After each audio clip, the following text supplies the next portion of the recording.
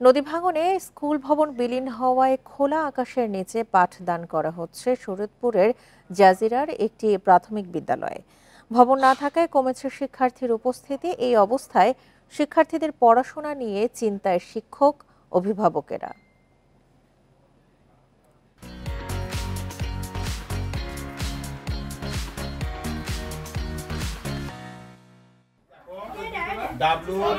পূর্ব নাওডোবা ইউনিয়নের আহমেদ মাছিকান্দি এলাকায় ছিল পাইনপাড়া সরকারি প্রাথমিক বিদ্যালয়।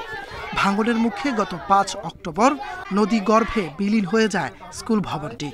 এরপর ২০ অক্টোবর খোলা আকাশের নিচে চালু হয় পাঠদান।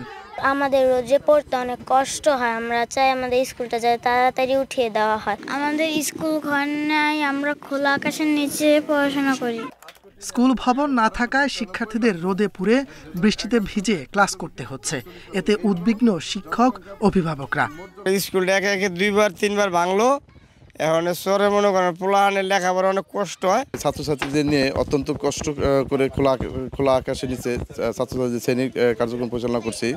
ক্লাসরুম না থাকায় স্কুলের শিক্ষার্থী উপস্থিতি কমে গেছে। স্কুল ভবনটি দ্রুত নির্মাণ করে দেওয়ার দাবি প্রধান শিক্ষকের। ছাত্র সংখ্যা অনেক কমে গিয়েছে। আশা করি যদি স্কুলটি আবার তুলে দেওয়া হয় সরকারের পক্ষ থেকে, তাহলে আমরা দ্রুতই শিক্ষা কার্যক্রম শুরু করে আমরা স্বাভাবিক অবস্থায় পাঠদান করাতে পারবো।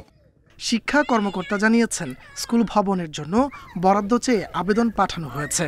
বরাদ্দ আসে তাহলে সেখানে আমাদের টিন শেড ঘর নির্মাণ করা হবে এবং সেখানে শ্রেণী পাঠদান কার্যক্রম চলবে। আর তাৎক্ষণিকভাবে আমরা উপজেলা শিক্ষা অফিসারকে বলে দিয়েছি, যদি স্থানীয়ভাবে কোনো ব্যবস্থা করা যায়, কোনো ঘরের ব্যবস্থা করা যায়, সেখানে তারা পাঠদানের ব্যবস্থা করবে। শরীয়তপুর জেলায় গত ৭ বছরে নদী ভাঙনে বিলীন হয়েছে ১৩টি প্রাথমিক বিদ্যালয়। Independent news.